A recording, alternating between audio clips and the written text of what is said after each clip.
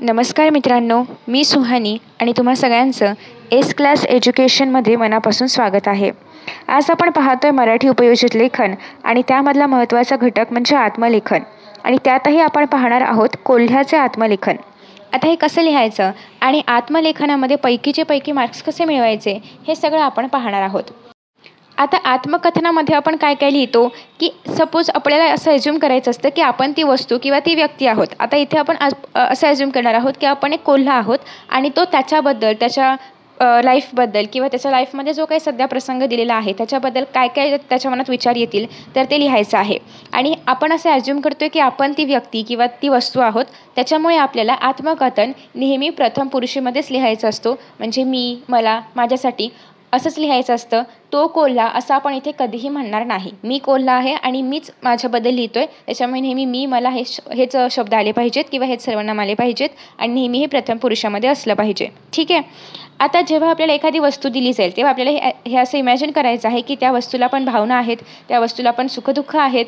वस्तू किंवा प्राणी असेल तर त्या प्राण्याला पण सुखदुःख आहेत. हे सगळं आपल्याला इमॅजिन करायचं आहे आणि मग त्याच्या आधारे हे आपल्याला लिहायचं आहे. आणि या निबंधामध्ये सजीव किंवा निर्जीव वस्तू ही स्वतःच बोलते अशी कल्पना करायची असते. आणि हे अर्थात प्रथम पुरुषी एकवचनामध्ये हे अंडरलाईन करून ठेवा हा शब्द, कारण हा नियम आहे आत्मलेखनाचा. ठीक आहे. सो आता तुम्हाला कधी कधी काय होतं की असे प्रश्न दिले जातात चित्रावरचे वगैरे, किंवा कधी कधी डिरेक्टली कोल्ह्याचं आत्मकथन लिहा, बाकाचं आत्मकथन लिहा, किंवा एक असा काहीतरी 2-3 ओळींचा प्रसंग लिहून दिला जातो आणि याच्यामध्ये आता या व्यक्तीचं आत्मकथन लिहा किंवा सैनिकाचं आत्मकथन लिहा, शेतकऱ्याचं आत्मकथन लिहा असं येऊ शकतं. बट त्यातल्या त्यात हा जो प्रश्न आहे तर हा चित्ररूपामधला आहे की तुम्हाला या चित्रामध्ये एक घटक दाखवला आहे आणि तो तुमच्याशी बोलतोय अशी कल्पना करा. आता चित्रामधला घटक घ्यायचा आहे, पण ही वेल घ्यायची आहे का तर नाही. कोल्हा बोलतोय ना, द्राक्ष आंबट आहेत म्हणजे कोल्ह्याबद्दल लिहायचं आहे, चुकून या वेलीबद्दल लिहायचं नाही आहे. ठीक आहे.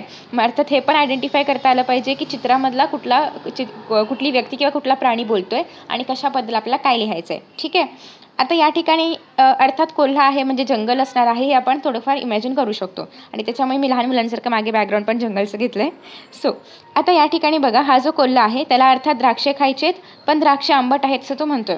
तुम्हाला थोडीफार कल्पना असेल की आपण ना लहानपणी म्हणी वगैरे पाहायचो बघा. त्याच्यामध्ये असं होतं, एक म्हण होती की कोल्ह्याला द्राक्ष आंबट. म्हणजे काय की एखाद्या व्यक्तीला जर ती वस्तू नाही मिळाली तर ती व्यक्ती काय म्हणते की ती वस्तू माझ्यासाठी नसेल किंवा ती गोष्ट वाईटच आहे. ठीक आहे. त्याच्यानंतर नेक्स्ट आता असं आहे की आता हे बघा, आता या ठिकाणी मुद्दे कसे कसे दिलेले आहेत की उंचीवरती असणाऱ्या वेलींची राग. आता राग म्हणजे वेल किंवा एक काय म्हणूया आपण, एक वेल उंचीवरती अशी आहे. ठीक आहे. आता ही कुठली वेल आहे तर अर्थात द्राक्षांची वेल असणार आहे आणि मग या कोल्ह्याला ते द्राक्षे मिळवायचे आहेत. ठीक आहे. सो कोल्ह्याला काय होते, द्राक्षे खाण्याची तीव्र इच्छा आणि मग अर्थात तो उड्या मारतो, कारण त्याची हाईट इथपर्यंत नाही आहे म्हणून तो उड्या मारण्याचा प्रयत्न करतो आणि पण तो प्रयत्न कसा ठरतो, निष्फळ ठरतो. ठीक आहे. आणि मग द्राक्षे मिळवण्याचे सगळेच त्याचे जे काही मार्ग आहेत तो खूप सारे काय वेगळे मार्ग अवलंबतो आणि सगळेच मार्ग कुचकामी ठरतात. कुठलाही मार्ग त्याला ते द्राक्षे मिळवून देत नाही. आणि मग कोल्ह्याला काय वाटतं की जाऊ दे, हे काय आपल्या नशिबात नाही आहे. असं वाटतं की ते द्राक्षे खूप आंबट आहेत, कशाला खायचे मग ते द्राक्षे, आणि त्याच्यामुळे तो असं म्हणतो की हे जे द्राक्षे तर ते आंबट आहेत आणि आपण याचा मोह सोडून देऊया. ठीक आहे. आता याच्यामध्ये काही स्पेसिफिक क्रम नाही आहे, तुम्ही तुमच्या मनाने कसाही क्रम ठरवू शकता. आता अर्थात पहिल्यांदा कोल्हा हे म्हणणार नाही, पहिल्यांदा तो प्रयत्न करणार. सो तुम्ही एक तुमच्या मनाप्रमाणे किंवा जो काही त्या प्रसंगाला अनुसरून असेल असा एक क्रम जो आहे तर तुम्ही ठरवू शकता. ठीक आहे. सो आता बघा, सगळ्यात महत्त्वाची गोष्ट म्हणजे जेव्हा तुम्ही आत्मकथन लिहिताय तेव्हा हे शक्यतो डबल इन्व्हर्टेड कॉमामध्ये असावं. बट अगेन काही टीचर्सचं असं म्हणणं आहे की डबल इन्व्हर्टेडमध्ये असावं, काहींचं असं म्हणणं आहे की नसावं. But as far as I know की हे डबल इन्व्हर्टेडमध्ये असलं पाहिजे, कारण एखादी व्यक्ती बोलते आणि ती जेव्हा बोलते तेव्हा त्याचं वाक्य आपण कसं लिहितो, डबल इन्व्हर्टेड कॉमामध्ये लिहितो. सो सुरुवात पण डबल इन्व्हर्टेड कॉमाने करायची आहे आणि शेवट पण तुम्हाला या ठिकाणी थँक्यूपर्यंत पोहोचलो आपण. शेवट पण तुम्हाला या ठिकाणी डबल इन्व्हर्टेड कॉमानेच करायचं आहे. ठीक आहे. आता आपण सुरुवात करूया. जेव्हा तुम्ही तुमच्या पेपरमध्ये लिहिणार आहात तेव्हा अशा पद्धतीने छान हेडिंग द्यायचं आहे आणि तुम्ही नाव देऊ शकता, नाही दिलं तरी पण चालेल. कोल्ह्याचे आत्मकथन असं पण चालेल किंवा कोल्ह्याला द्राक्ष आंबट हे लिहिलं तरी पण चालेल, काही इश्यू नाही आहे. ठीक आहे. सो आता कोल्हा बघा काय म्हणतोय. सुरुवात कशी करायची आहे, डबल इन्व्हर्टेड कॉमाने. छे दमलो मी, किती उड्या मारायच्या, ही माणसं तरी किती लबाड, कुणाच्या हाती लागू नयेत म्हणून द्राक्षांची वेल उंचावर लावली आहे. इतक्या उड्या मारल्या पण अजून एकही द्राक्ष मिळालं नाही, काय करावं बरं. म्हणजे आता तो दमला उड्या मारून त्याने प्रचंड ट्राय केला, पण ती एवढ्या उंच आहे ती वेल की अजूनही काही त्या कोल्ह्याच्या हाताला येत नाही किंवा त्याला ते मिळत नाही, त्याला घेता येत नाही आहे. मग अर्थात ही वेल माणसांनी लावली असणार, कारण आता छान असं ते असं काय म्हणूया आपण त्याला कंपाऊंड काय म्हणतात त्याला, काहीतरी म्हणतात त्याला, असं ते द्राक्षांची वेल ज्याच्यात चढत जाते ना, ते लाकडाचं वगैरे बांधतात सपोर्ट देण्यासाठी. सो त्याच्यावरती लावली म्हणजे अर्थात ती माणसाने लावली असणार. मग तो म्हणते की माणसं पण केवढी शाणी आहेत किंवा किती चलाक आहेत, किती लबाड आहेत, ते नित्यावरचं वेल बांधली आहे कोणी खाऊ नये म्हणून. ठीक आहे. आणि मग असं त्याचा पॉईंट ऑफ व्ह्यू आहे. आता अर्थात आपल्याला एखादी गोष्ट नाही मिळाली की आपण थोडं राग येणं, इरिटेशन होणं स्वाभाविक आहे. ते आता कोल्ह्याबद्दल होतं आहे. मग आता तो स्वतःशीच म्हणतो की काय करावं बरं, कसं आपण हे द्राक्ष मिळवू शकतो. मग तुम्ही नेहमी म्हणता ना, प्रयत्ने वाळूचे कण रगिडिता तेलही गळे. मग म्हणजे काय की म्हणजे प्रयत्न जर आपण केले, खूप प्रयत्न जर आपण केले, तर वाळूमधून पण तेल आपल्याला गाळून घेता येऊ शकतं. ठीक आहे. म्हणजे असं त्याचं म्हणणं आहे की अजून प्रयत्न करूया आपण. ठीक आहे. मी काही कमी प्रयत्न केले, पण एवढ्या उड्या मारल्या मी, म्हणजे मी काही कमी प्रयत्न केले का? मग तुम्ही असं कसं काय म्हणता की प्रयत्न केले की त्यातून प्रयत्न केले की आपल्याला ती गोष्ट मिळते, तसं तुम्ही कसं काय म्हणता? मी केवढे प्रयत्न केले, मला अजून मिळालं नाही. ठीक आहे. द्राक्षांच्या घोसाखाली उभं राहून उड्या मारल्या. उंच उडी मारणारा धावपटू जसा लांबून धावत येतो तशी पण उडी मारली. म्हणजे आपण असं उंचावरून लांबून धावत येतो ना, उंचावर उडी जावी यासाठी, तर ते पण त्याने करून बघितलं. तसं मीही करून पाहिलं, पण व्यर्थ. आणखी किती वाळू रगडायची, घाम मात्र बराच गळाला. म्हणजे अजून किती प्रयत्न करायचे मी, वाळू रगडायची म्हणजे काय, किती प्रयत्न करायचे मी, पण आता एवढं करून करून आता मला खूप दमायला झाले आणि घाम मात्र आता खूप गळालेला आहे, खूप थकलोय मी. ठीक आहे. आता हे झाला पहिला पॅरेग्राफ. दुसऱ्यामध्ये तो काय म्हणतोय की त्याची सिच्युएशन काय आहे ती सगळी त्याने पहिल्या पॅरेग्राफमध्ये मांडलेली आहे. जे काय मुद्दे आहेत, जर तुम्हाला मुद्दे दिले असतील ऑलरेडी क्वेश्चनमध्ये, तर ट्राय करा की ते जे मुद्दे आहेत ते पण तुमच्या आन्सरमध्ये येतील. नेक्स्ट आहे की तो आता माणसांना म्हणतोय, तुम्ही माणसंसुद्धा बिलंदर, स्वार्थी, द्राक्षांची वेली तुम्ही लावल्या, कबूल, पण त्यांना खतपाणी घातलं, निगराणी केली, हेही कबूल, पण वेलींवरती द्राक्षे कोण निर्माण करतो? तुम्ही सांगा, आता बोला. आता का आवाज बंद झाला? निसर्गच ही फळं निर्माण करतो ना, मग त्या द्राक्षांवरती फक्त तुमचाच हक्क कसा काय? आम्ही सुद्धा निसर्गाचे लेकर आहोत, आमचाही हक्क आहे त्या द्राक्षांवर, पण तुम्ही ऐकणार नाही, तुम्ही स्वार्थीच आहात.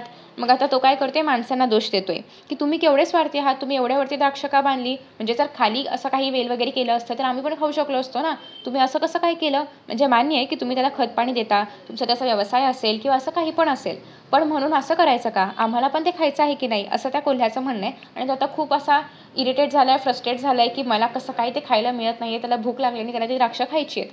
आणि मग त्याच्यामुळे तो असं म्हणतोय की तुम्ही किती चलाक आहात, किती स्वार्थी आहात. म्हणजे हे जे द्राक्ष आहेत हे निसर्गाने निर्माण केले, तुम्ही निर्माण केलं का? तुम्ही खतपाणी घातलं असेल ते बरोबर आहे, पण तुम्ही निर्माण केलं का? नाही ना. म्हणजे हे निसर्गासाठी आहे की नाही, म्हणजे आमचा पण त्याच्यावरती अधिकार आहे, मग आम्हाला पण ते मिळालं पाहिजे, असं साधारणतः तसं म्हणणं आहे. ठीक आहे. आता पुढे एवढं म्हणून पण काही फरक पडत नाहीये, द्राक्ष काही मिळत नाहीत, आपल्या हाताला लागत नाहीयेत. मग त्याने आता ठरवलंय की हे नकोच आपल्याला, द्राक्षच नको आपल्याला. ठीक आहे.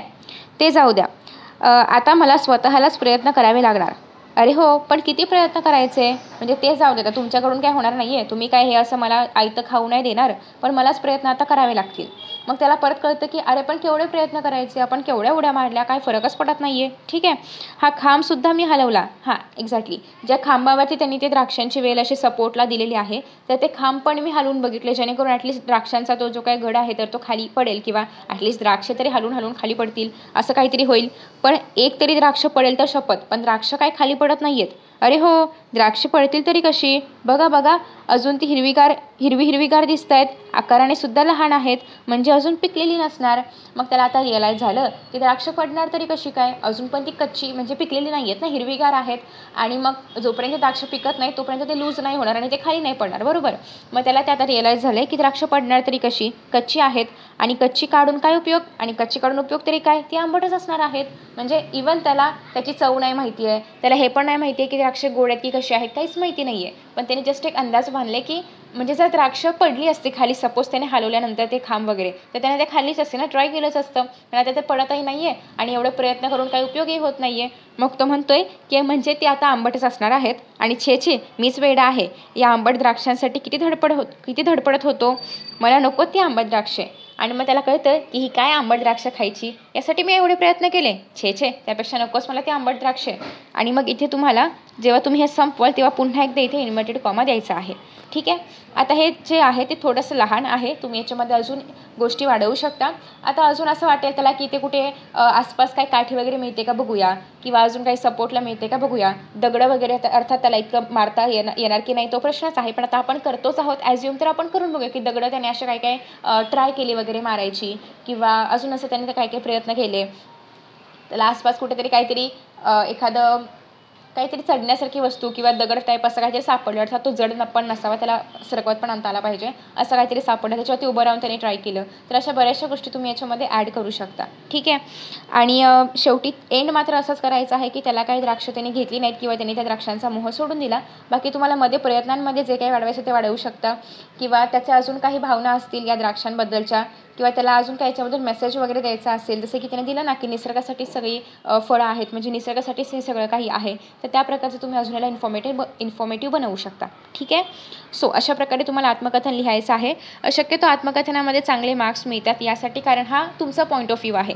कोणी दुसरं येऊन त्याला जज इतकं असं म्हणू शकत नाही की हे असंच का लिहिलं तसंच का लिहिलं. अर्थात ते विषयाला अनुसरून असलं पाहिजे, ते निगेटिव्ह असलं काय किंवा पॉझिटिव्ह असलं काय हे तुम्ही तुमच्या पॉईंट ऑफ व्ह्यूने लिहिताय. सो त्याच्यामुळे जास्त त्याला कोणी अपोज नाही करू शकत जर ते विषयाला अनुसरून असेल तर.